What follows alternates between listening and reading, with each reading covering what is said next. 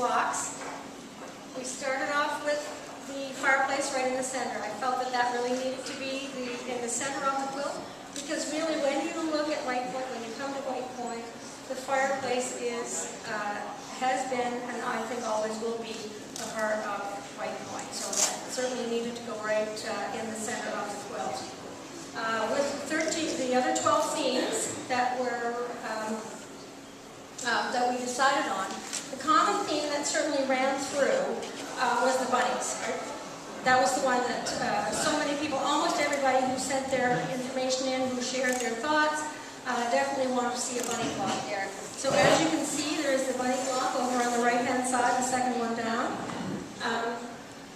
Playing in the garden. They're playing on a piece of fabric called Garden Song, which just seemed to absolutely fit for that particular block. They're trying to just nibble on the roses that are there, because Wendy the gardener, and I don't know if Wendy's here today, but Wendy said that they are little pests when it comes to eating the roses and the rosebuds. If we're coming down along, right below that, you're going to see the boathouse. And the boathouse is and has been a part of WhitePoint for a long period of time. Interestingly enough, and I didn't know this until I read the book Destination WhitePoint, that there was a dance hall there. That's where all the dances were held in that particular building. One of the things that I always kept handy with me when I was working on this particular quilt was my camera, because I wanted to make sure that when I was doing a building or when I was doing a chair or whatever object it was, that I could use that particular photograph that I had chosen and get the proper perspective from them. So my camera was my second best friend, along with my sewing machine. Coming down right below the boathouse, you're going to see the celebrations block. Now, many people shared their stories about weddings, about all of the different celebrations that happen at WhitePoint. So I wanted to encapsulate all of the things there with some common themes. You're going to see, some of you may not be able to see, but right down on the right-hand side, lower right on that particular block, with wedding rings, we have some lace, we have old, new, borrowed, and blue in this particular block, and I'll explain those in just a second. But with celebrations, not only with weddings, you always have flowers and you almost always have gifts. So you see those there as well. With surrounding the rings, we've got some lace there. And part of the lace represents the old, and that's from Alicia Risley's wedding gown. Thank you very much, Alicia, for donating that for us. And the borrowed is also some lace there from favorite Charlton Husband's favorite right over there. She trimmed some of the lace off her wedding gown as well. Favor moved here from Montreal, met and married Jamie, and was married here at WhitePoint, and she really shared that particular treasure with us as well. And then we have the blue, which is the blue gift box, and the flowers at the top. So we have the old, new, born, and blue, all encapsulated into that. Now you're going to see just at the upper right-hand corner of that, another little, thanks Donna, this is the tartan that the Risley family adheres to. I believe it's the camel tartan, sorry.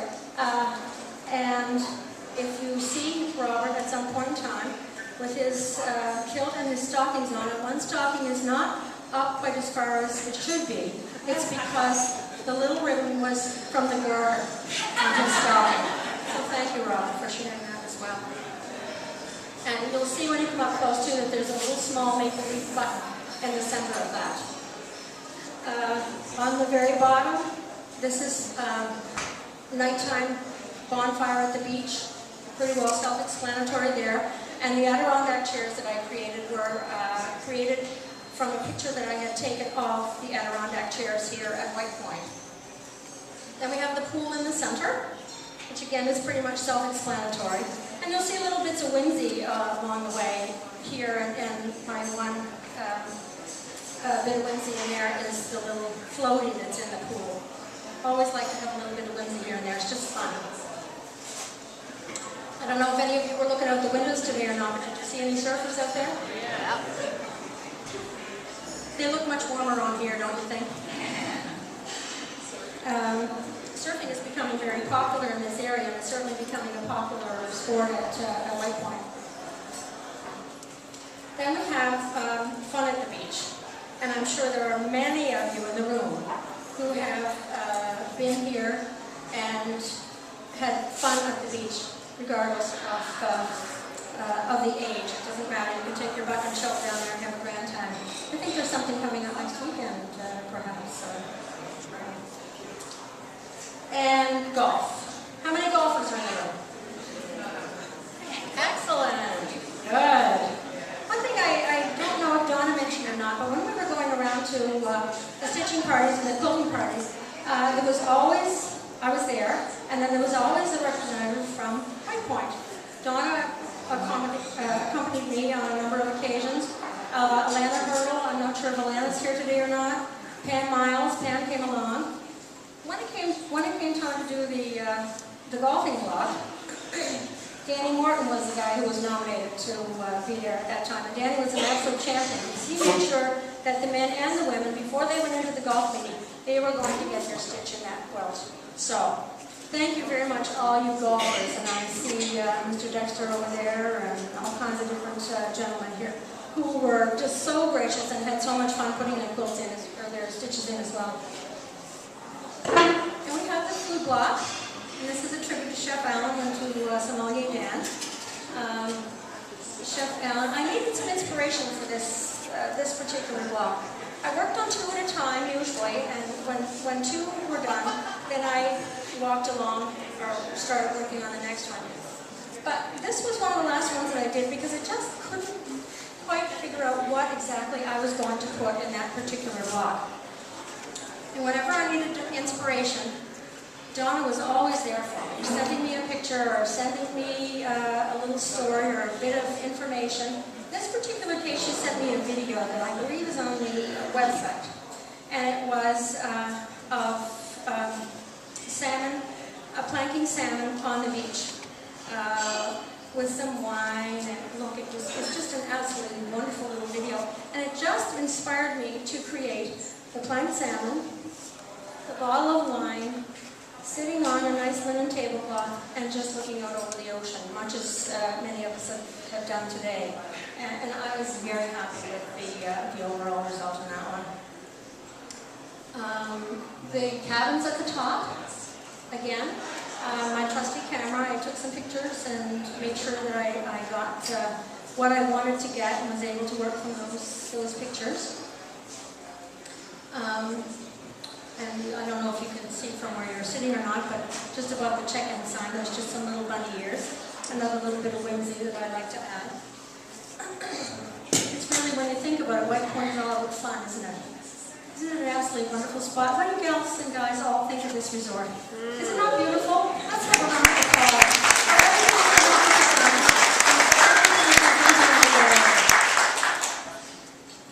The next one in the center top is the watching the lobster boats at sunrise. And that is something that came through loud and clear from the folks who sent their ideas in. You'll see when you come up close that we've got one boat that's going out to the lobster buoys, and then we have another boat up on the horizon that's coming back in again. Now, I had a tremendously difficult time trying to get that boat just right.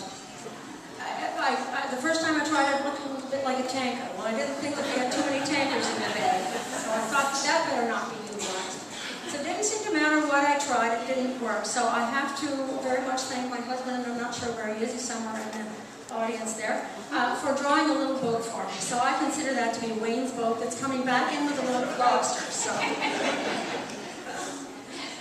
And then over on the top right-hand side, that's the old main lodge. That's what it looked like. That's my interpretation of what it looked like. And I worked from a picture also with that one. Now, as I mentioned before, I worked on 2 blocks at a time. And it just, that way you can kind of go from one block to another and just back again, depending on where your inspiration happened to be at that particular day. But when I was shopping one day for some fabric. Any of you quilters know in the audience how difficult that is to shop for fabric. We love to shop for fabric. But I wasn't shopping for fabric for that particular block. But there was that piece of fabric that's in the background that just fairly jumped off the shelf at me.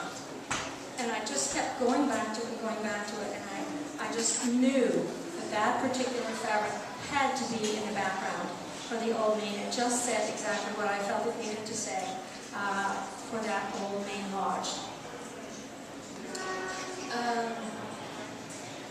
The center block, the fireplace. As I mentioned before, the heart of White Point.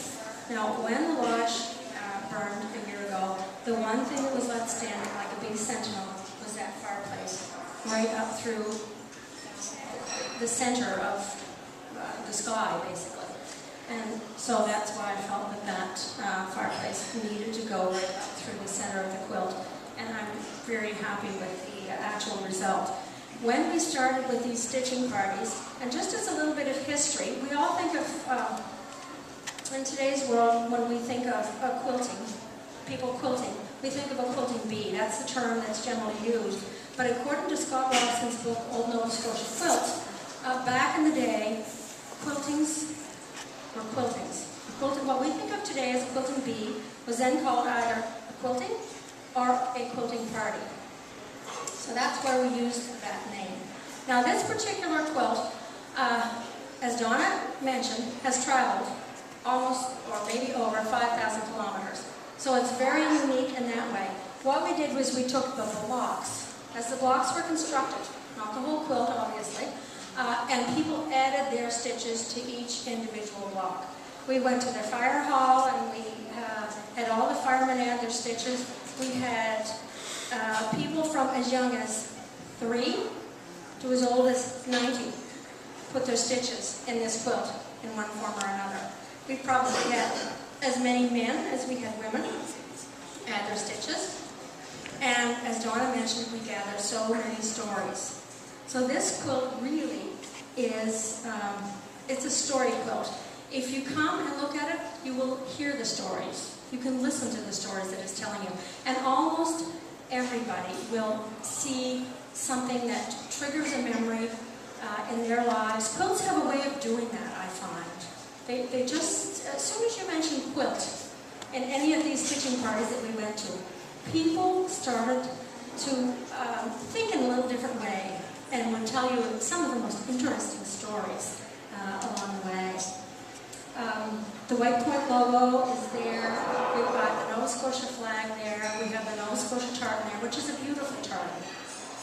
We have the screen at White Point, a little bit of fabric on the inside there. One of my friends wasn't able to come to any of the stitching parties, but she really wanted to be part of this, so she sent me down some fabric, which I used for the logs that are inside the screen. And she's my friend Carolyn, who's right over there. And then I really wanted to get the Canada flag in there, but it just didn't seem to fit anywhere. So I really was very happy with the maple leaf just sort of floating down. To me, it looks like it's just sort of gently caressing that fireplace there.